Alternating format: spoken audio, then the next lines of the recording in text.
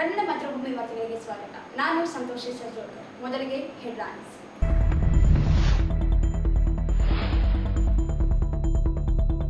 SSLC ಫಲಿತಾಂಶ ಹೆಚ್ಚಳಕ್ಕೆ ಮತ್ತಷ್ಟು ಕ್ರಮ ಕೈಗೊಳ್ಳಿ. ಜಿಲ್ಲಾ ಪಂಚಾಯಿತಿ ಕಾರ್ಯನಿರ್ವಾಹಕ ಅಧಿಕಾರಿ ಈಶ್ವರ್ ಕುಮಾರ್ ಕಾಂದು.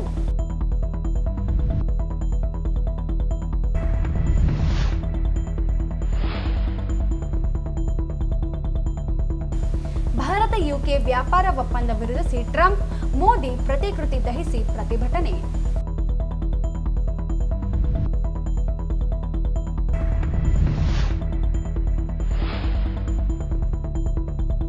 ವಸತಿ ಶಿಕ್ಷಣ ಸಂಸ್ಥೆಗಳ ಹೊರಗುತ್ತಿಗೆ ನೌಕರರಿಗೆ ಕನಿಷ್ಠ ವೇತನ ವಂಚನೆ. 25ರಿಂದ ಅನಿರ್ದಿಷ್ಟ ಧರಣಿ. ಆರ್ ಮಾನಸಯ್ಯ.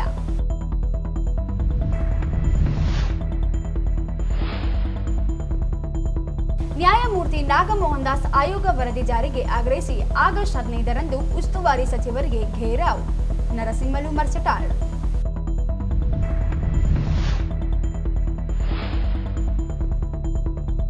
ಗಣೇಶೋತ್ಸವದ ಅಂಗವಾಗಿ ಖಾಸ್ ಬಾವಿ ಸ್ವಚ್ಛತೆ. ನಗರದ ರಸ್ತೆಗಳ ಗುಂಡಿ ಮುಚ್ಚಲು ಒತ್ತಾಯಿಸಿ ಬಿಜೆಪಿ ಯುವ ಮೋರ್ಚಾ ಮನವಿ.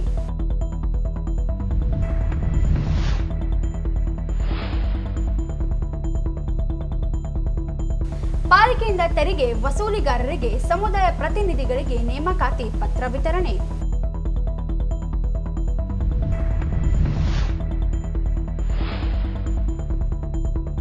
ಆಗಸ್ಟ್ 16ರಂದು ಇಸ್ಕಾನ್ನಿಂದ ಶ್ರೀ ಕೃಷ್ಣ ಜನ್ಮಾಷ್ಟಮಿ.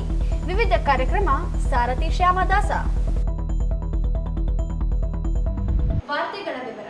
ಜಿಲ್ಲೆಯಲ್ಲಿ ಎಸ್ಎಸ್ಎಲ್ಸಿಯ ಫಲಿತಾಂಶ ಸುಧಾರಣೆಗೆ ಶಾಲೆಗಳಿಗೆ ಪ್ರಿಪರೇಟರಿ ಪರೀಕ್ಷೆಗಳನ್ನು ಕಠಿಣ ಪ್ರಶ್ನೆ ಪತ್ರಿಕೆಗಳನ್ನು ಸಿದ್ಧಪಡಿಸಿ ಪರೀಕ್ಷೆ ನಡೆಸುವುದರ ಜೊತೆಗೆ 10ನೇ ತರಗತಿಯಲ್ಲಿ ಶಾಲೆಯಿಂದ ಹೊರಗುಳಿದ ಮಕ್ಕಳನ್ನು ಪುನಃ ಶಾಲೆಗೆ ಸೇರಿಸುವ ಕ್ರಮ ವಹಿಸಬೇಕು ಎಂದು ಜಿಲ್ಲಾ ಪಂಚಾಯತ್ ಮುಖ್ಯ ಕಾರ್ಯನಿರ್ವಾಹಕ ಅಧಿಕಾರಿ ಈಶ್ವರ್ ಕಾಂದು ಹೇಳಿದರು.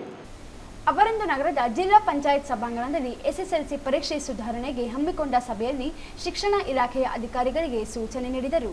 ಜಿಲ್ಲೆಯಲ್ಲಿ 282 ಸರ್ಕಾರಿ ಪ್ರೌಢಶಾಲೆ, 173 ಅನುದಾನಿತ ಪ್ರೌಢಶಾಲೆಗಳು ಹಾಗೂ ಅನುದಾನ ರಹಿತ ಪ್ರೌಢಶಾಲೆಗಳು ಸೇರಿ ಸುಮಾರು 489 ಪ್ರೌಢಶಾಲೆಗಳಿವೆ. ಈ ಶಾಲೆಗಳಲ್ಲಿ ಟೆಸ್ಟ್, ಅರ್ಧ ವಾರ್ಷಿಕ ಪರೀಕ್ಷೆಗಳಲ್ಲಿ ಪ್ರಶ್ನೆ ಪತ್ರಿಕೆಗಳನ್ನು ಸಿದ್ಧಪಡಿಸುವ ಸಂದರ್ಭದಲ್ಲಿ ಪ್ರಥಮ ಟೆಸ್ಟ್, 2 ಮತ್ತು 3ನೇ ಟೆಸ್ಟ್ಗಳಲ್ಲಿ ಪ್ರಶ್ನೆ ಪತ್ರಿಕೆಗಳು ಕಠಿಣ ಪ್ರಶ್ನೆ ಪತ್ರಿಕೆಗಳನ್ನು ಸಿದ್ಧಪಡಿಸಬೇಕು. ಒಂದೊಂದು ಟೆಸ್ಟ್ಗಳಲ್ಲಿ ಬದಲಾವಣೆ ಮತ್ತು ಮರು ಪ್ರಶ್ನೆಗಳು ಬಂದಲ್ಲಿ ಮಕ್ಕಳಲ್ಲಿ ಸುಲಭವಾಗಿ ಅರ್ಥೈಸಿಕೊಳ್ಳಲು ಸಾಧ್ಯವಾಗುತ್ತದೆ ಎಂದರು. ಬೇರೆ ಜಿಲ್ಲೆಗಳಲ್ಲಿ ಮತ್ತು ನಮ್ಮ ಜಿಲ್ಲೆಗೆ ಹೋಲಿಕೆ ಮಾಡಿದರೆ ಎಲ್ಲವೂ ಒಂದು ವಿಷಯಗಳ ಒಂದೇ ಪರೀಕ್ಷೆಗಳು, ಆದರೆ ಫಲಿತಾಂಶ ಮಾತ್ರ ಕಡಿಮೆ ಇರುತ್ತದೆ. ಈ ಬಗ್ಗೆ ಪರಿಶೀಲನೆ ಮಾಡಬೇಕು. ಮಕ್ಕಳ ಬೌದ್ಧಿಕ ಮಟ್ಟವನ್ನು ಸುಧಾರಣೆ ಮಾಡಬೇಕು. ಜಿಲ್ಲೆಯಲ್ಲಿ ಪ್ರತಿ ವರ್ಷ ಫಲಿತಾಂಶ ಸುಧಾರಣೆಯಾಗಲು ಕ್ಷೇತ್ರ ಶಿಕ್ಷಣ ಅಧಿಕಾರಿ, ಸಿಆರ್ಪಿ ಮತ್ತು ಶಾಲಾ ಮುಖ್ಯ ಗುರುಗಳ ಜೊತೆಗೆ ಸಭೆ ನಡೆಸಿ ಮಕ್ಕಳ ಮಾಹಿತಿ ಪಡೆದುಕೊಳ್ಳಬೇಕು. 10ನೇ ತರಗತಿಯಲ್ಲಿ ಹಾಜರಾಗುವ ಮಕ್ಕಳ ಮತ್ತು ಗೈರಾಗುವ ಮಕ್ಕಳ ಮಾಹಿತಿ ಪಡೆದು ಗೈರಾದ ಮಕ್ಕಳ ಮೇಲೆ ನಿಗಾ ವಹಿಸಿ ಪಾಲಕರೊಂದಿಗೆ ಸಭೆ ನಡೆಸಲು ಸೂಚನೆ ನೀಡಿದರು. ಜಿಲ್ಲೆಯಲ್ಲಿನ ಎಲ್ಲ ತಾಲೂಕುಗಳ ಕ್ಷೇತ್ರ ಶಿಕ್ಷಣಾಧಿಕಾರಿಗಳು ಶಾಲೆಗಳಿಗೆ ಭೇಟಿ ನೀಡಿ ಮಾಹಿತಿ ಪಡೆಯಬೇಕು. ಶಾಲೆಯಿಂದ ಹೊರಗುಳಿದ ಮಕ್ಕಳ ಮಾಹಿತಿ ಪಡೆದು ಪಿಡಿಒಗಳ ಮೂಲಕ ಮಕ್ಕಳ ಮನೆಗಳಿಗೆ ಭೇಟಿ ನೀಡಿ ಶಾಲೆಗೆ ಕಳುಹಿಸಲು ಮನವರಿಕೆ ಮಾಡಬೇಕು ಎಂದು ತಿಳಿಸಿದರು. ಶಾಲಾ ಹಂತದಲ್ಲಿ ಸಾಕಷ್ಟು ಮಕ್ಕಳು ಶಾಲೆ ತೊರೆದು ಕೂಲಿ ಕೆಲಸಕ್ಕೆ ತೆರಳುತ್ತಿದ್ದ ಬಾಲ ಕಾರ್ಮಿಕರಾಗಿದ್ದು ಕಂಡುಬರುತ್ತಿದೆ. ಬಾಲ ಕಾರ್ಮಿಕತೆ ಬಗ್ಗೆ ಪೋಷಕರಿಗೆ ಮಾಹಿತಿ ನೀಡಿ ಬಾಲ ಕಾರ್ಮಿಕ ಅಪರಾಧ ಮತ್ತು ಶಿಕ್ಷೆ ಕುರಿತು ತಿಳಿಸಿ ಮನ ಪರಿವರ್ತನೆ ಮಾಡಿ ಶಾಲೆಗೆ ಸೇರಿಸುವ ಕೆಲಸ ಮಾಡಬೇಕು ಎಂದರು. ಗ್ರಾಮೀಣ ಭಾಗದಲ್ಲಿ ಸಾಕಷ್ಟು ಮಕ್ಕಳು 10ನೇ ತರಗತಿಯಲ್ಲಿ ಓದುತ್ತಿರುವಾಗಲೇ ಕೂಲಿ ಕೆಲಸಗಳಿಗೆ ತೆರಳುವುದು ಕಂಡುಬಂದಿದೆ. ಬೆಂಗಳೂರು ಮಹಾನಗರ ಪಾಲಿಕೆ ಗುಳಿ ಹೋಗುತ್ತಿದ್ದರಿಂದ ಶಿಕ್ಷಣದಿಂದ ವಂಚಿತರಾಗುತ್ತಿದ್ದಾರೆ. ಈ ಬಗ್ಗೆ ಪೋಷಕರಿಗೆ ಜಾಗೃತಿ ಮೂಡಿಸಬೇಕು ಎಂದು ತಿಳಿಸಿದರು. ಜಿಲ್ಲೆಯಲ್ಲಿ 10ನೇ ತರಗತಿ ಫಲಿತಾಂಶ ಸುಧಾರಣೆಗಾಗಿ ಆರಂಭದಲ್ಲಿ ಶ್ರಮಿಸಿದ್ದಲ್ಲಿ ಸುಧಾರಣೆ ಸಾಧ್ಯವೆಂದರು. ಈ ಸಂದರ್ಭದಲ್ಲಿ ಡಿಡಿಪಿಐ ಕೆಡಿ ಬಡಿಗೇರಿ ಸೇರಿದಂತೆ ವಿವಿಧ ತಾಲೂಕುಗಳ ಕ್ಷೇತ್ರ ಶಿಕ್ಷಣಾಧಿಕಾರಿಗಳು, ಡಯಟ್ ಪ್ರಾಚಾರ್ಯ, ಗ್ರಾಮ ಪಂಚಾಯಿತಿ ಫೆಲೋ ಅಧಿಕಾರಿಗಳು ಇದ್ದರು. ಅಮೆರಿಕದ ಅಧ್ಯಕ್ಷ ಡೊನಾಲ್ಡ್ ಟ್ರಂಪ್ ಹೊರಡಿಸಿದ ಸುಂಕ ಬೆದರಿಕೆಗಳು ಮತ್ತು ಕೇಂದ್ರ ಸರ್ಕಾರ ಸಹಿ ಮಾಡಿದ ಕಾರ್ಪೊರೇಟ್ ಪರ ಭಾರತ ಯುಕೆ ಸಮಗ್ರ ಆರ್ಥಿಕ ವ್ಯಾಪಾರ ಒಪ್ಪಂದವನ್ನು ವಿರೋಧಿಸಿ ಕ್ವಿಟ್ ಇಂಡಿಯಾ ಚಳವಳಿ ನೆಪದಲ್ಲಿ ಸಂಯುಕ್ತ ಹೋರಾಟ ಕರ್ನಾಟಕ ಜಿಲ್ಲಾ ಘಟಕದ ವತಿಯಿಂದ ನಗರದ ಮಹಾನಗರ ಪಾಲಿಕೆ ಬಳಿ ನರೇಂದ್ರ ಮೋದಿ ಮತ್ತು ಡೊನಾಲ್ಡ್ ಟ್ರಂಪ್ ಅವರ ಪ್ರತಿಕೃತಿ ದಹನ ಪ್ರತಿಭಟನೆ ನಡೆಸಲಾಯಿತು. ಭಾರತದ ಸುಂಕ ಬೆದರಿಕೆಗಳನ್ನು ಹಾಕುತ್ತಿರುವ ಅಮೆರಿಕ ಅಧ್ಯಕ್ಷ ಡೊನಾಲ್ಡ್ ಟ್ರಂಪ್ ನಡೆಯನ್ನು ಖಂಡಿಸಿ ಘೋಷಣೆ ಹಾಕಿದರು. ಅಮೆರಿಕ ಜೊತೆ ಸಮಗ್ರ ಆರ್ಥಿಕ ಹಾಗೂ ವಾಣಿಜ್ಯ ಸೇರಿ ಇತರೆ ಒಪ್ಪಂದಗಳನ್ನು ಮಾಡಿಕೊಳ್ಳಬಾರದು ಎಂದು ಆಗ್ರಹಿಸಿದರು.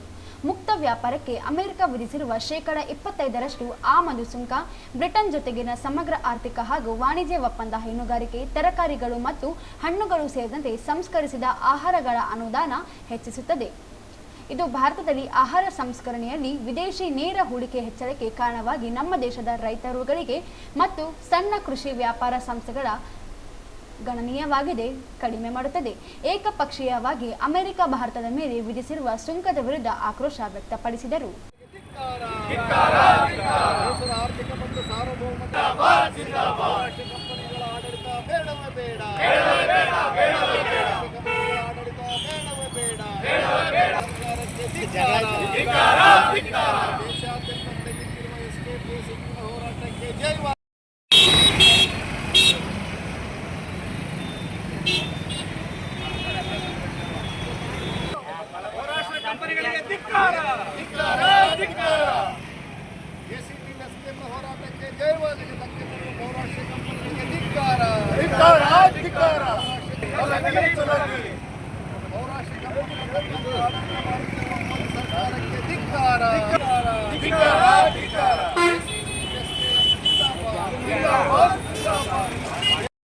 ಬಂಡವಾಳಶಾಹಿಗಳ ಪರವಾಗಿರೋ ಪಕ್ಷಗಳಿಗೆ ಹೇಳಿ ಧಿಕ್ಕಾರ, ಬೇಕೇ ಬೇಕು.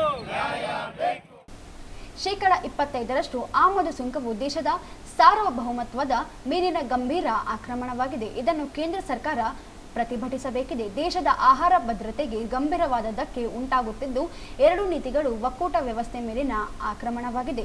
ಕೃಷಿ ಕಾರ್ಪೊರೇಟರ್ ಸಾಧಿಸಲು ಅಗತ್ಯವಾದ ಹೆಚ್ಚಿನ ಅಧಿಕಾರವು ತನ್ನ ಮುಷ್ಟಿಯಲ್ಲಿ ಇರುವಂತೆ ಕೇಂದ್ರ ಸರ್ಕಾರ ಮಾಡಿಕೊಂಡಿರುವ ಹುನ್ನಾರವಾಗಿದೆ. NPFAAM ಮತ್ತು NCA ಅನ್ನು ರದ್ದುಪಡಿಸಲು ಆಗ್ರಹಿಸಿದರು. ರೈತರ ಎಲ್ಲ ಬೆಳೆಗಳಿಗೂ ಸಮಗ್ರ ಉತ್ಪಾದನಾ ವೆಚ್ಚಕ್ಕೆ ಶೇಕಡ 10% ಸೇರಿಸಿ ನಿಗದಿಪಡಿಸಿದ ಕನಿಷ್ಠ ಬೆಂಬಲ ಬೆಲೆಯಲ್ಲಿ ಖರೀದಿಯನ್ನು ಸರ್ಕಾರ ಖಾತರಿಪಡಿಸಬೇಕು. ಸಮಗ್ರ ಸಾಲ ಮನ್ನಾ ನೀತಿ ಜಾರಿ ಮಾಡಬೇಕು. ಮೈಕ್ರೋ ಫೈನಾನ್ಸ್ ಕಂಪನಿಗಳ ಕಿರುಕುಳ ತಡೆಗಟ್ಟಬೇಕು ಎಂದು ಆಗ್ರಹಿಸಿದರು. ರೈತರ ಸಹಕಾರ ಸಂಸ್ಥೆಗಳ ಮೂಲಕ ಎಲ್ಲ ರೈತರಿಗೆ ಹಾಗೂ ಕೃಷಿ ಕೂಲಿಕಾರರಿಗೆ ಬಡ್ಡಿ ರಹಿತ ಸಾಲಗಳನ್ನು ಒದಗಿಸುವ ಕಾನೂನು ಜಾರಿಗೆ ತರಬೇಕು. ವಾರ್ಷಿಕ ಶೇಕಡ 4% ಬಡ್ಡಿಗಿಂತ ಹೆಚ್ಚು ಇಲ್ಲದ ರೀತಿಯಲ್ಲಿ ಎಲ್ಲ ಮೈಕ್ರೋ ಫೈನಾನ್ಸ್ ಸಂಸ್ಥೆಗಳನ್ನು ನಿಯಂತ್ರಿಸಬೇಕು. ವಿದ್ಯುತ್ ಕ್ಷೇತ್ರದ ಖಾಸಗೀಕರಣ ಮಾಡಬಾರದು. ಕೃಷಿ ಪಂಪ್ ಸೆಟ್ಗಳಿಗೆ ಗುಣಮಟ್ಟದ ಉಚಿತ ವಿದ್ಯುತ್ ಪೂರೈಕೆ ಮಾಡಬೇಕು ಹಾಗೂ ಸ್ಮಾರ್ಟ್ ಮೀಟರ್ ಅಳವಡಿಕೆ ನಿಲ್ಲಬೇಕು. ಸ್ವಯಂ ವೆಚ್ಚ ಯೋಜನೆ ಕೈ ಬಿಡಬೇಕು ಎಂದು ಒತ್ತಾಯಿಸಿದರು.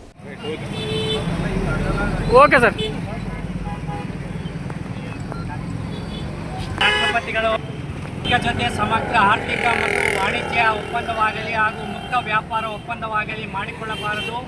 ಅಮೆರಿಕ ವಿಧಿಸಿರುವ ಶೇಕಡ 25% ಆಮದು ಸುಂಕವನ್ನು ಪ್ರತಿಭಟಿಸಬೇಕು. ಯುನೈಟೆಡ್ ಕಿಂಗ್ಡಮ್ ಬ್ರಿಟನ್ನಿನ ಜೊತೆಗಿನ ಸಮಗ್ರ ಆರ್ಥಿಕ ವಾಣಿಜ್ಯ ಒಪ್ಪಂದವನ್ನು ಹೈನುಗಾರಿಕೆ, ತರಕಾರಿ, ಹಣ್ಣು ಸೇರಿದಂತೆ ಸಂಸ್ಕೃತ ಆಹಾರ ಪದ ಆಮದುಗಳನ್ನು ಹೆಚ್ಚಿಸುತ್ತದೆ. ಇದು ಭಾರತದ ಆಹಾರ ಸಂಸ್ಕರಣೆಯಲ್ಲಿ ವಿದೇಶಿ ನೇರ ಹೂಡಿಕೆ ಹೆಚ್ಚಳಕ್ಕೆ ಕಾರಣವಾಗಿದೆ. ನಮ್ಮ ದೇಶ ರೈತರ ಗಳಿಕೆಗೆ ಮತ್ತು ಸಣ್ಣ ಕೃಷಿ ವ್ಯಾಪಾರಿ ಸಂಸ್ಥೆಗಳ ಗಳಿಕೆ ಗಣನೀಯವಾಗಿ ಕಡಿಮೆ ಮಾಡುತ್ತದೆ. ಕುಲಾಂತರಿ ತಳಿಗಳ ಬೆಳೆಗಳ ಆಹಾರ ಧಾನ್ಯಗಳು, ಸೋಯಾ, ಜೋಳ, ಹತ್ತಿ ಇತ್ಯಾದಿ ಬೃಹತ್ ಪ್ರಮಾಣದ ಆಮದು ಮಾಡಿಕೊಳ್ಳಲು ಅಮೆರಿಕದ ಜೊತೆ ಒಪ್ಪಂದಗಳು ನಡೆಯುತ್ತಿವೆ.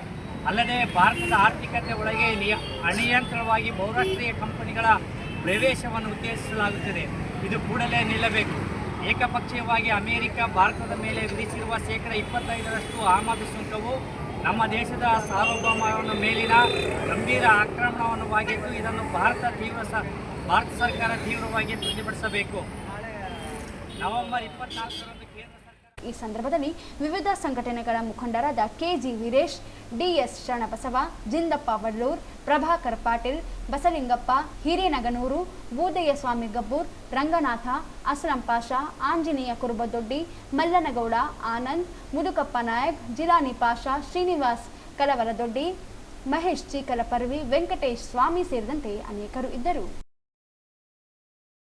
ಸಮಾಜ ಕಲ್ಯಾಣ ಇಲಾಖೆ ವ್ಯಾಪ್ತಿಯಲ್ಲಿ ಕಾರ್ಯನಿರ್ವಹಿಸುತ್ತಿರುವ ವಸತಿ ಶಿಕ್ಷಣ ಸಂಸ್ಥೆಗಳ ಗುತ್ತಿಗೆ ಕಾರ್ಮಿಕರಿಗೆ ಕನಿಷ್ಠ ವೇತನವೂ ಇಲ್ಲದೆ ಉದ್ಯೋಗ ಭದ್ರತೆ ಇಲ್ಲದೆ ಕಾರ್ಯನಿರ್ವಹಿಸುತ್ತಿದ್ದು ವಿವಿಧ ಬೇಡಿಕೆಗಳಿಗೆ ಆಗ್ರಹಿಸಿ ಆಗಸ್ಟ್ 25ರಿಂದ ರಾಜ್ಯ ಕ್ರೈಸ್ತ ವಸತಿ ಶಾಲೆ ಹೊರಗುತ್ತಿಗೆ ಡಿ ಗ್ರೂಪ್ ನೌಕರರ ಸಂಘದಿಂದ ಅನಿರ್ದಿಷ್ಟ ಧರಣಿ ನಡೆಸಲು ನಿರ್ಧರಿಸಲಾಗಿದೆ ಎಂದು ಆರ್ ಮಾನಸಯ್ಯ ಹೇಳಿದರು.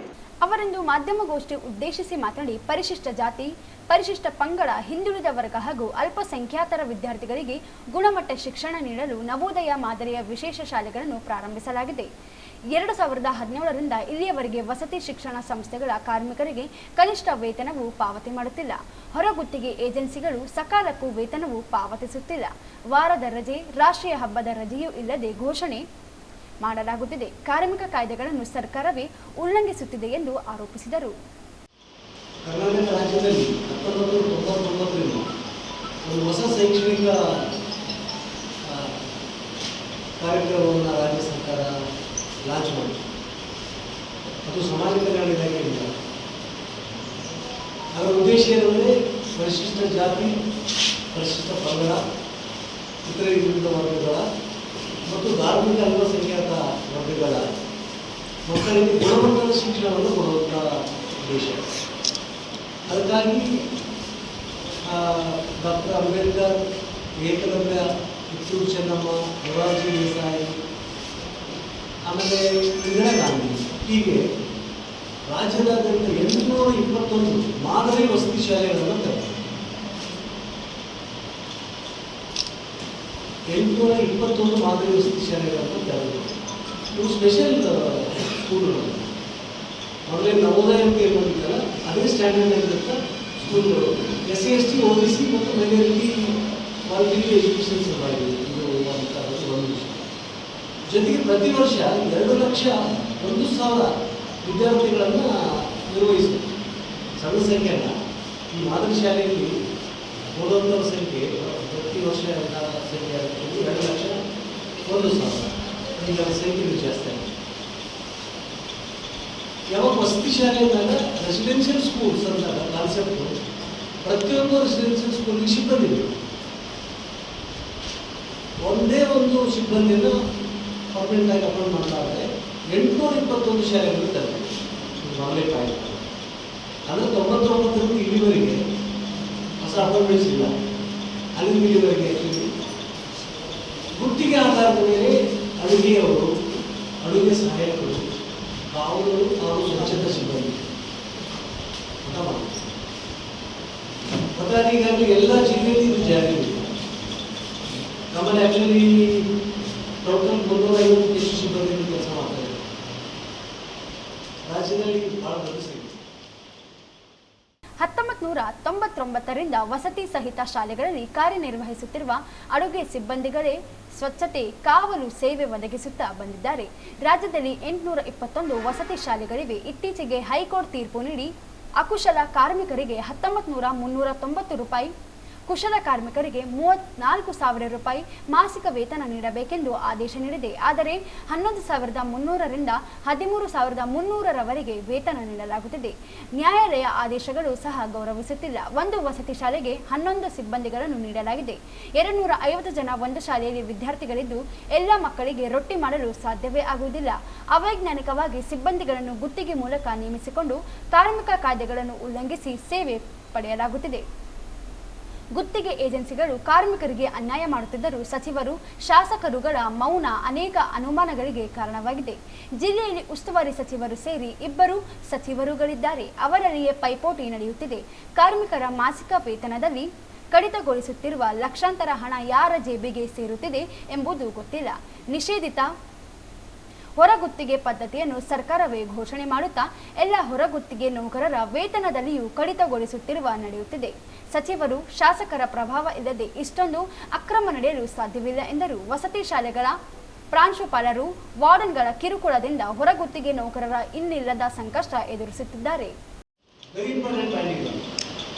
ಯಾಕಂದರೆ 50% ಜನ ಲೇಬರ್ಸ್ ನಾವು ರಾಜ್ಯದಲ್ಲಿ.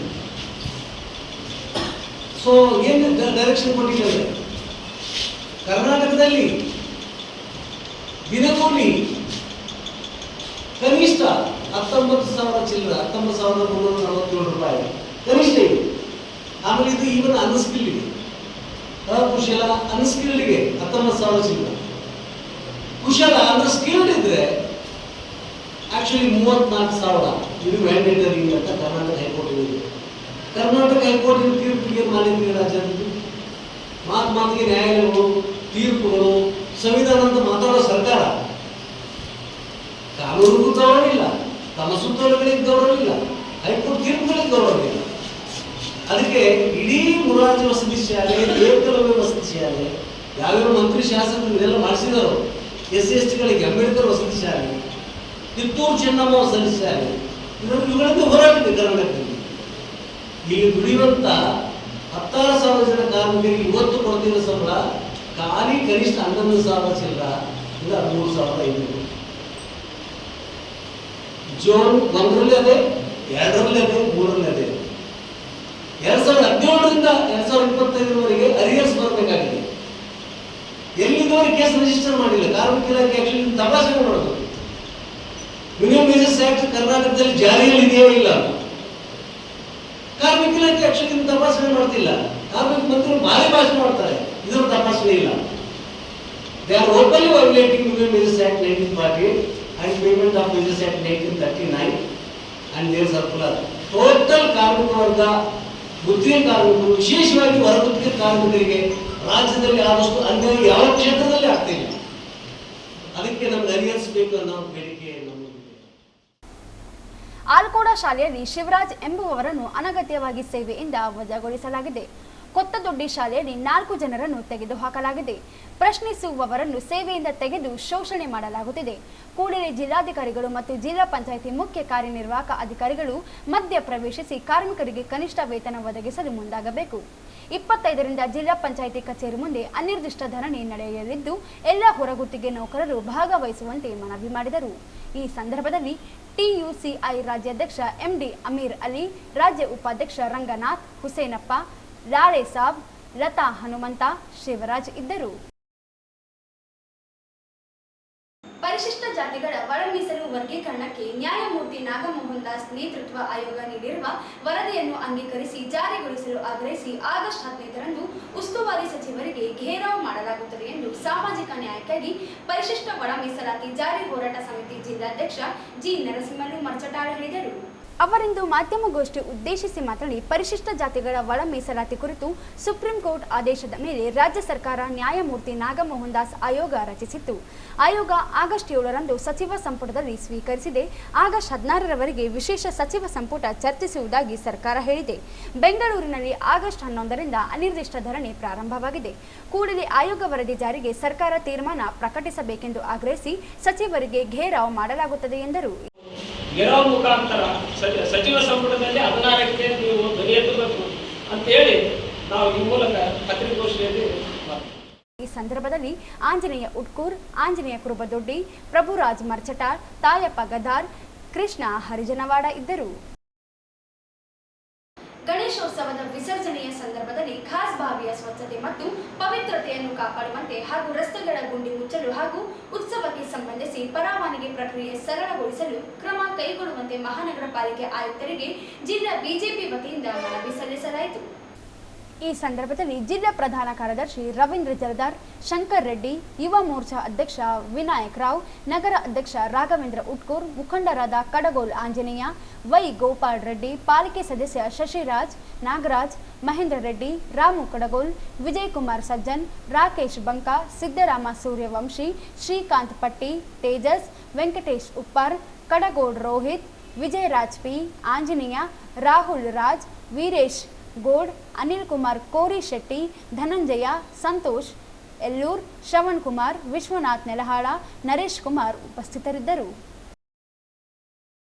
ಮಹಿಳಾ ಸ್ವಸಹಾಯ ಗುಂಪುಗಳಿಂದ ತೆರಿಗೆ ವಸೂಲಿಗಾರರಾಗಿ ಮತ್ತು ಕಮ್ಯುನಿಟಿ ಮೊಬಿಲೈಸರ್ಸ್ ಆಗಿ ಆಯ್ಕೆಯಾದ ಅಭ್ಯರ್ಥಿಗಳಿಗೆ ಮಹಾನಗರ ಪಾಲಿಕೆಯ ಅಧ್ಯಕ್ಷೆ ನರಸಮ್ಮ ಮಾಡಗಿರಿ, ಆಯುಕ್ತ ಜುಬಿನ್ ಮಹೋಪಾತ್ರ ನೇಮಕಾತಿ ಆದೇಶವನ್ನು ವಿತರಣೆ ಮಾಡಿದರು. ಆಗಸ್ಟ್ 13ರ ಬುಧವಾರದಂದು ನಗರದ ಹಳೆಯ ಜಿಲ್ಲಾಧಿಕಾರಿಗಳ ಕಚೇರಿಯ ಸಭಾಂಗಣದಲ್ಲಿ ಸ್ವಚ್ಛ ಭಾರತ ಅಭಿಯಾನ 2.0 ಅಡಿ IEC ಚಟುವಟಿಕೆಗಳ ಕುರಿತು ಸಮುದಾಯ ಸಂಚಾಲಕರ ಹುದ್ದೆಗೆ ಆಯ್ಕೆಯಾದ ಸ್ವಸಹಾಯ ಗುಂಪುಗಳ ಸದಸ್ಯರಿಗೆ ಕಾರ್ಯಾದೇಶ ಪ್ರಮಾಣಪತ್ರ ಹಾಗೂ ಗುರುತಿನ ಚೀಟಿ ನೀಡಿ ಅವರು ಮಾತನಾಡಿದರು. ಸಹಕಾರ ಸಂಘದ ಸದಸ್ಯರೊಂದಿಗೆ ಕೆಲಸ ಮಾಡುವುದು ಸಾಮಾನ್ಯ ವಿಚಾರವಲ್ಲ. ಸರ್ಕಾರಿ ಕೆಲಸ ದೇವರ ಕೆಲಸ ಎಂದು ಭಾವಿಸಿ ತಮ್ಮ ಕರ್ತವ್ಯವನ್ನು ಅಚ್ಚುಕಟ್ಟಾಗಿ ನಿರ್ವಹಿಸಬೇಕು. ಪಾಲಿಕೆಯ ವಿವಿಧ ತೆರಿಗೆ ಅಚ್ಚುಕಟ್ಟಾಗಿ ವಸೂಲಿ ಮಾಡಬೇಕು. ಒಂದೊಂದು ರೂಪಾಯಿಯನ್ನು ಜೋಡಿಸಿ ದೊಡ್ಡ ಕೆಲಸಗಳನ್ನು ಪಾಲಿಕೆಯಿಂದ ಮಾಡಬಹುದಾಗಿದೆ ಎಂದರು. ಪಾಲಿಕೆಯ ಅಭಿವೃದ್ಧಿ ವಿಷಯದಲ್ಲಿ ಸಹಕಾರ ಸಂಘದ ಸದಸ್ಯರ ಪಾತ್ರ ಮಹತ್ವದಾಗಿದೆ. ತಾವು ಶಿಕ್ಷಣವಂತರಾಗಿದ್ದು ಕಂಪ್ಯೂಟರ್ ಜ್ಞಾನ ಪಡೆಯಬೇಕು. ಸರ್ಕಾರಿ ಸಿಬ್ಬಂದಿಯಂತೆ ಕೆಲಸ ಕಾರ್ಯಗಳನ್ನು ಮಾಡಬೇಕು. ಸಂಬಂಧಿಸಿದ ವಿಭಾಗದ ಮುಖ್ಯಸ್ಥರ ಸಲಹೆಗಳನ್ನು ಪಡೆದು ಸಮಾಜವನ್ನು ಬದಲಾವಣೆ ಮಾಡಲು ಶ್ರಮಿಸಬೇಕೆಂದರು. ನಮಗೆ ತಿಳಿಸಿದ್ದಾರೆ. ತಾವು ಎಲ್ಲರೂ ನೋಡ್ತಾ ಇದ್ದೀರಿ, ನಮ್ಮ ರಾಯಚೂರು ಮಹಾನಗರ ಪಾಲಿಕೆ ಹೊಸದಾಗಿ ನಾವು ಮೇಲ್ದರ್ಜೆಗೊಂಡಿದ್ದೀವಿ. ಆದರೂ ಬಹಳಷ್ಟು ಸಮಸ್ಯೆಗಳು ಸವಾಲುಗಳು ನಮ್ಮ ಸಿಟಿಯಲ್ಲಿ ಇದೆ ಅಂತ ತಮ್ಮೆಲ್ಲರಿಗೆ ಗೊತ್ತಿದೆ. ಎಲ್ಲ ನೋಡ್ತಾ ಇದ್ದೀವಿ. ಮಾತಾಡಬೇಡಿ, ಕೇಳಿ. ಸೊ ಈಗ ತಮಗೆ ಯಾಕೆ ನಾವು ಈಗ ಆಯ್ಕೆ ಮಾಡಿ ತೊಗೊಂಡಿದ್ದೀವಿ ನಮ್ಮೊಟ್ಟಿಗೆ ಅಂತ ಹೇಳಿದರೆ, ನಾವು ಈಗ ಟೋಟಲ್ ಆಗಿ ಹೇಳಿದರೆ ಒಟ್ಟಾರೆ 33 ಜನರು ಇಲ್ಲಿ ಬಂದಿದ್ದೀವಿ. 33 ಒಂದು ಹೊಸ ಸ್ಟಾಫ್ ನಮಗೆ ಸಿಕ್ಕ ಹಾಗೆ ನಾವು ಇಲ್ಲಿ ಬಂದಿದ್ದೀವಿ. ಸಣ್ಣ ವಿಚಾರ ಅಲ್ಲ, ಅದೊಂದು ಸುವರ್ಣ ಅವಕಾಶ. ಯಾಕೆಂದರೆ ನಾವು ಖಾಸಗಿ ವಿಚಾರದಲ್ಲಿ ಏನಾದರೂ ಮಾಡ್ತಾ ಇರ್ತೀವಿ, ಆದರೂ ಸರ್ಕಾರಿ ಕೆಲಸ ಅಂದರೆ ದೇವರ ಕೆಲಸ ಅಂತ ಹೇಳ್ತೀವಿ. ಗೊತ್ತಾಯ್ತಾ? ಇಲ್ಲಿ ಕೂತ್ಕೊಂಡು ತಮಗೆ ನ್ಯಾಯ ಮಾಡೋದಕ್ಕೆ ಬರುತ್ತೆ. ನಾವು ಯಾರು ನೀರಿನ ತೆರಿಗೆ ಮತ್ತು ಆಸ್ತಿ ತೆರಿಗೆ ಎಲ್ಲ ಕಲೆಕ್ಟ್ ಮಾಡೋದಕ್ಕೆ ಹೋಗ್ತೀರಿ. ಈಗ ಆ ಒಂದೊಂದು ರೂಪಾಯಿ ಬಂದರೆ ಆ 1 ರೂಪಾಯಿನ ನಾವು ಇಟ್ಕೊಂಡು ಒಂದು ರೋಡ್ ಕೆಲಸ ಮಾಡ್ಬೋದು. ನಮ್ಮ ಕಲೆಕ್ಷನಿಂದಲೇ ರೋಡ್ ಕೆಲಸ ಆಗುತ್ತೆ, ನೀರಿನ ಸರಬರಾಜು ಕೆಲಸ ಆಗುತ್ತೆ. ಇಷ್ಟೊಂದು ನಮಗೆ ಪ್ರಾಬ್ಲಮ್ಸ್ ಇದೆ. ನೋಡ್ತಾ ಇದ್ರಲ್ಲ, ಎಲ್ಲ ಕಡೆ ರೋಡ್ನಲ್ಲಿ ಗುಂಡಿ ಹೊಂಡ ಬಿದ್ದಿದೆ. ಅದನ್ನ ಮುಚ್ಚಬೇಕು. ಈಗ ರಾಯಚೂರನ್ನ ಮುಂದಕ್ಕೆ ತೊಗೊಂಡು ಹೋಗ್ಲಿಕ್ಕೆ, ಅಭಿವೃದ್ಧಿಗೊಳಿಸಲಿಕ್ಕೆ ತಮ್ಮ ಕಾಂಟ್ರಿಬ್ಯೂಷನ್ ಭಾಳ ಅಂದರೆ ಭಾಳಷ್ಟು ಪ್ರಮುಖವಾಗಿರುತ್ತೆ. ನಮ್ಮ ತೆರಿಗೆ ಕಲೆಕ್ಷನ್ ಟೀಮ್, ಅದೇ ರೀತಿ ನಮ್ಮ ಕಮ್ಯುನಿಟಿ ಮೊಬಿಲೈಸ್ ಎಲ್ಲ ಬಂದಿದ್ದೀರಿ. ತಾವೆಲ್ಲರೂ ಎಜುಕೇಟೆಡ್ ಇದ್ದೀರಿ, ಒಳ್ಳೆಯ ಒಂದು ಉನ್ನತ ವಿದ್ಯಾರ್ಥಿ ಎಲ್ಲ ಹೊಂದಿದ್ದೀರಿ. ಕಂಪ್ಯೂಟರ್ ನಾಲೆಜ್ ನಮಗೆ ಇದೆ. ನಾವು ಬರೀ ಇಷ್ಟೇ ಒಂದು ಕೆಲಸ ಮಾಡ್ತೀವಿ ಅಂತ ಏನಿಲ್ಲ. ತಾವು ಮುಂದಕ್ಕೆ ಬಂದು just like any other government employee ಅಂತ ತಾವು ಅಂದ್ಕೊಂಡು ಕೆಲಸ ಮಾಡಿದ್ರೂ ಮಾಡ್ಬೋದು, ಯಾರೇನು ಹೇಳಲ್ಲ. ಆದರೂ ತಾವು ಈ ಅವಕಾಶನ ಪಡೆದುಕೊಂಡು, ಈ ಅವಕಾಶನ ಸರಿಯಾಗಿ ಬಳಸ್ಕೊಂಡು ಸಮಾಜದಲ್ಲಿ ಒಂದು ಬದಲಾವಣೆ ಮಾಡಲಿಕ್ಕೆ ಆಗಲ್ಲ. ಗೊತ್ತಾಯ್ತಾ? ಅದಕ್ಕೆ ಯಾವಾಗಲೇ 2 ಹೆಜ್ಜೆ ಮುಂದಕ್ಕೆ ಹೋಗಬೇಕು, ಹಿಂದೆ ತಗೊಳ್ಬಾರ್ದು. ನಾವು ಅದನ್ನು ಒಂದು ವಿಚಾರಕ್ಕೆ ಇಟ್ಕೊಂಡು ಅದನ್ನು ಪ್ಲ್ಯಾನ್ ಮಾಡ್ಕೊಂಡು ನಮಗೆಲ್ಲ ನಮ್ಮೊಟ್ಟಿಗೆ ಸೇರಿಸಿದ್ವಿ. ಇವ್ರ ನಾವು ಜಸ್ಟ್ ಲೈಕ್ ಅವ್ರ ಫ್ಯಾಮಿಲಿ. ನಾವು ಮಹಾನಗರ ಪಾಲಿಕೆ ಫ್ಯಾಮಿಲಿದು ಪಾರ್ಟ್ ಆಗಿದ್ರೆ ಈಗ ಈ ಸಿಟಿನ ಒಂದು ಸ್ವಚ್ಛ ಪಾಲಿಕೆಯ ವಾರ್ಡ್ ಮಟ್ಟದ ವಿವರಗಳನ್ನು ಮತ್ತು ಮೂಲ ಸೌಕರ್ಯಗಳ ಸಮೀಕ್ಷೆಯನ್ನು ನಡೆಸುವ ಮೂಲಕ ತಳಮಟ್ಟದ ಸಮೀಕ್ಷೆ ನಡೆಸಬೇಕು. ತ್ಯಾಜ್ಯವನ್ನು ಮೂಲದಲ್ಲಿ ವಿಂಗಡಿಸಬೇಕು. ದೊಡ್ಡ ಪ್ರಮಾಣದಲ್ಲಿ ತ್ಯಾಜ್ಯವನ್ನು ಉತ್ಪಾದಿಸುವಲ್ಲಿ ನಿಯಮಗಳ ಪಾಲನೆ, ಒಣ ಮತ್ತು ಹಸಿ ತ್ಯಾಜ್ಯದ ಸಂಸ್ಕರಣೆ ಮಾಡಬೇಕು. ಬಳಕೆದಾರರ ಶುಲ್ಕ ಸಂಗ್ರಹಣೆಗೆ ನಾಗರಿಕರನ್ನು ಸಂವೇದನಾಶೀಲರನ್ನಾಗಿಸಬೇಕು. ಕಸ ಬಿಸಾಡಲು ಆಸ್ಪದ ನೀಡುವಂತಹ ಸ್ಥಳಗಳಲ್ಲಿ ಅವಕಾಶ ಕೊಡಬಾರದು ಎಂದು ತಿಳಿಸಿದರು. ಇಸ್ಕಾನ್ ಸಂಸ್ಥೆಯಿಂದ ಆಗಸ್ಟ್ 16ರಂದು ಶ್ರೀಕೃಷ್ಣ ಜನ್ಮಾಷ್ಟಮಿಯನ್ನು ಅದ್ದೂರಿಯಾಗಿ ಆಚರಣೆಗೆ ಸಿದ್ಧತೆ ನಡೆಸಲಾಗುತ್ತದೆ ಎಂದು ರಾಯಚೂರು ಇಸ್ಕಾನ್ ದೇವಾಲಯದ ಕೇಂದ್ರ ವ್ಯವಸ್ಥಾಪಕ ಸಾರಥಿ ಶ್ಯಾಮದಾಸ್ ಹೇಳಿದರು. ಅವರಿಂದು ಮಾಧ್ಯಮಗೋಷ್ಠಿ ಉದ್ದೇಶಿಸಿ ಮಾತನಾಡಿ, ಸರಿಸುಮಾರು 20,000 ಜನರು ಭಾಗವಹಿಸುವ ಶ್ರೀಕೃಷ್ಣ ಜನ್ಮಾಷ್ಟಮಿ ಕಾರ್ಯಕ್ರಮದಲ್ಲಿ 5,253 ಶ್ರೀಕೃಷ್ಣನ ಅವತಾರದ ಆಚರಣೆ ನಡೆಯಲಿದೆ. ಅಂದು ಮಧ್ಯರಾತ್ರಿಯಿಂದ ಪೂಜಾ ಕೈಕರ್ಯಗಳು ಪ್ರಾರಂಭಗೊಳ್ಳುತ್ತವೆ. ಮಂಗಳಾರತಿ, ಅಖಂಡ ಭಗವದ್ಗೀತೆ ಪಠಣ, ಅನ್ನದಾನ ಸೇವೆ, ಪಲ್ಲಕ್ಕಿ ಉತ್ಸವ, ತೆಪ್ಪೋತ್ಸವ, ಸಾಂಸ್ಕೃತಿಕ ಕಾರ್ಯಕ್ರಮಗಳು, ಮಹಾ ಅಭಿಷೇಕ ಕಾರ್ಯಕ್ರಮಗಳು ನಡೆಯಲಿವೆ. ಕೃಷ್ಣ ಜನ್ಮಾಷ್ಟಮಿ ಅಂಗವಾಗಿ ನಗರದ 25 ಶಾಲೆಗಳಲ್ಲಿ ಚಿತ್ರಕಲೆ, ರಸಪ್ರಶ್ನೆ ಸ್ಪರ್ಧೆ ಆಯೋಜಿಸಲಾಗಿತ್ತು. ವಿಜೇತರಿಗೆ ಪದಕ, ಪ್ರಮಾಣ ಪತ್ರ ನೀಡಲಾಗುತ್ತದೆ. ಕಳೆದ 13 ವರ್ಷಗಳಿಂದ ಇಸ್ಕಾನ್ದಲ್ಲಿ ಶ್ರೀಕೃಷ್ಣ ಜನ್ಮಾಷ್ಟಮಿಯೊಂದಿಗೆ ಏಕತೆ, ಸಹಾನುಭೂತಿ, ಸಂಸ್ಕೃತಿ, ಸಂಸ್ಕಾರ, ರಕ್ಷಣೆ ಕುರಿತು ಮಾಹಿತಿ ನೀಡುವ ಕೆಲಸ ಮಾಡಲಾಗುತ್ತಿದೆ ಎಂದರು. ರಾಯಚೂರಿನಲ್ಲಿ ಸುತ್ತವಾಗಿ ಶ್ರೀಕೃಷ್ಣ ಜನ್ಮಾಷ್ಟಮಿಯ ಆಚರಣೆ ಮಾಡ್ತಾ ಬರ್ತಾ ಇದ್ವಿ. ಸಣ್ಣ ಒಕ್ಕೂಟದಿಂದ ಇಂದಿನ ದಿವಸ 20,000ಕ್ಕೂ ಹೆಚ್ಚು ಭಕ್ತಾದಿಗಳು ಭಾಗವಹಿಸ್ತಾ ಇದ್ದಾರೆ ಹಬ್ಬದಲ್ಲಿ. ದಿನವಿಡೀ ನಾನಾ ರೀತಿಯ ಪೂಜಾ ಕಾರ್ಯಕ್ರಮಗಳು, ಬೆಳಗ್ಗೆ 4:30ರಿಂದ ಮಂಗಳಾರತಿ, ನಂತರ ಶ್ರೀಮದ್ ಭಗವದ್ಗೀತೆ ಪಠಣ, ಸಂಪೂರ್ಣ 700 ಶ್ಲೋಕಗಳ ಅಖಂಡ ಪಠಣ ಆಗುತ್ತೆ. ನಂತರ ಪಲ್ಲಕ್ಕಿ ಉತ್ಸವ, ಶ್ರೀ ರಾಧಾಕೃಷ್ಣ ಪಲ್ಲಕ್ಕಿ ಉತ್ಸವ, ನಂತರ ತೆಪ್ಪೋತ್ಸವ. ಸಂಜೆಯ ಸಮಯದಲ್ಲಿ ಸಾಂಸ್ಕೃತಿಕ ಕಾರ್ಯಕ್ರಮಗಳು ನಾನಾ ಸಾಂಸ್ಕೃತಿಕ ತಂಡಗಳಿಂದ. ರಾತ್ರಿ ಮಹಾ ಅಭಿಷೇಕ, ಹಾಗೂ ದಿನವಿಡೀ ಬರುವಂಥ ಸಂತ ಭಕ್ತಾದಿಗಳಿಗೆ ಅನ್ನದಾನ ಸೇವೆ ಇರುತ್ತೆ. ಹೀಗೆ ಕೃಷ್ಣನ ಒಂದು ಭಕ್ತಿಯ ಪ್ರಚಾರ ಮಾಡಲಿಕ್ಕೆ, ಕೃಷ್ಣ ಸೇವೆ ತೊಡಗಿಸಲಿಕ್ಕೆ ವಿಶೇಷವಾದಂತಹ ಈ ಸಮಾರಂಭ. ಇದಲ್ಲದೆ ಇಸ್ಕಾನ್ ರಾಯಚೂರಿನಲ್ಲಿ ನಮ್ಮ ಧ್ಯೇಯವು ದೇವಾಲಯ ಚಟುವಟಿಕೆಗಳನ್ನು ಮೀರಿ ಆಧ್ಯಾತ್ಮಿಕ, ಸಾಂಸ್ಕೃತಿಕ ಮತ್ತು ಮಾನವೀಯ ಉಪಕ್ರಮಗಳ ಮೂಲಕ ಸಮುದಾಯಕ್ಕೆ ಸೇವೆ ಸಲ್ಲಿಸಲು ನಾವು ಬದ್ಧರಾಗಿದ್ದೇವೆ. ಶಿಕ್ಷಣ ಮತ್ತು ಯೋಜನೆ ತೊಡಗಿಸಿಕೊಳ್ಳಲು ಕಳೆದ ವಾರ ಜನ್ಮಾಷ್ಟಮಿ ಪೂರ್ವ ಆಚರಣೆ ಭಾಗವಾಗಿ ಸುಮಾರು 25 ಶಾಲೆಗಳಲ್ಲಿ ನಾನಾ ರೀತಿಯ ಸಾಂಸ್ಕೃತಿಕ ಸ್ಪರ್ಧೆಗಳು ನೆರವೇರಿಸಲಾಗಿತ್ತು. ಸುಮಾರು 4,000ಕ್ಕಿಂತ ಹೆಚ್ಚು ಮಕ್ಕಳು ಭಾಗವಹಿಸಿದ್ದು. ಭಗವದ್ಗೀತೆ ಶ್ಲೋಕ ಪಠಣ, drawing, martial arts, Rubik's cube, ಈ ರೀತಿಯಲ್ಲಿ ಎಲ್ಲ ಭಾಗವಹಿಸಿದ ಮಕ್ಕಳಿಗೆ ಒಂದು ನಾಮಪತ್ರ ಹಾಗೂ ಗಿಫ್ಟ್ಸ್ ಕೂಡ ಕೊಡಲಾಗಿತ್ತು, ಹಾಗೂ ವಿನ್ನರ್ಸ್ಗೆ ಬಲು ಕೂಡ ಕೊಡಲಾಗಿತ್ತು. ಈ ರೀತಿ ಕೇವಲ ಪೂಜೆ ಪುನಸ್ಕಾರ ಒಂದೇ ಅಲ್ಲದೆ ಸಣ್ಣ ಮಕ್ಕಳ ಮನಸ್ಸಿನಲ್ಲಿ ಈ ಸಂದರ್ಭದಲ್ಲಿ ಗಣಾಶ್ರಮ, ಅಭಿಷೇಕ, ಶ್ರೀನಿವಾಸ, ಪದನಂದಿನಿ, ಲಲಿತಾ, ಶಶಿಮುಖಿ, ಸಖಿ ಇದ್ದರು. ಕೊನೆಯಲ್ಲಿ ಮತ್ತೊಮ್ಮೆ ಹೆಡ್ಲೈನ್ಸ್.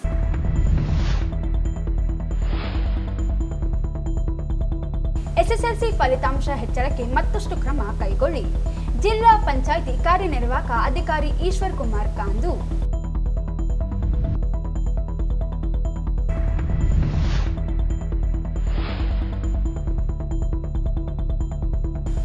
ಭಾರತ ಯುಕೆ ವ್ಯಾಪಾರ ಒಪ್ಪಂದ ವಿರೋಧಿಸಿ ಟ್ರಂಪ್, ಮೋದಿ ಪ್ರತಿಕೃತಿ ದಹಿಸಿ ಪ್ರತಿಭಟನೆ.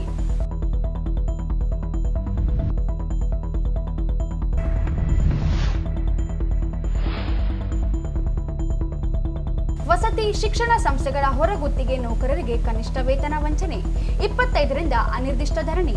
ಆರ್ ಮಾನಸಯ್ಯ.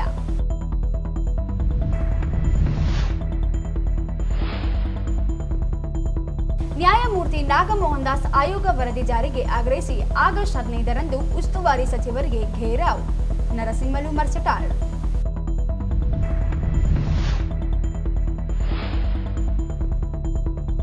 ಗಣೇಶೋತ್ಸವದ ಅಂಗವಾಗಿ ಖಾಸ್ ಬಾವಿ ಸ್ವಚ್ಛತೆ, ನಗರದ ರಸ್ತೆಗಳ ಗುಂಡಿ ಮುಚ್ಚಲು ಒತ್ತಾಯಿಸಿ ಬಿಜೆಪಿ ಯುವ ಮೋರ್ಚಾ ಮನವಿ.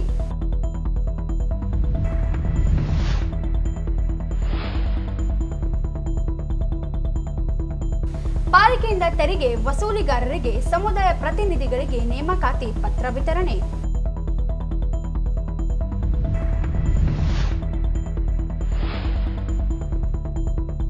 ಆಗಸ್ಟ್ 16ರಂದು ಇಸ್ಕಾನ್ನಿಂದ ಶ್ರೀಕೃಷ್ಣ ಜನ್ಮಾಷ್ಟಮಿ, ವಿವಿಧ ಕಾರ್ಯಕ್ರಮ. ಸಾರಥಿ ಶ್ಯಾಮದಾಸ. ಇಲ್ಲಿಗೆ ವಾರ್ತೆಗಳ ಪ್ರಸಾರ ಮುಕ್ತಾಯವಾಯಿತು. ಮುಂದಿನ ವಾರ್ತೆಗಳೊಂದಿಗೆ ಮತ್ತೆ ಭೇಟಿಯಾಗೋಣ. ವಂದನೆಗಳು.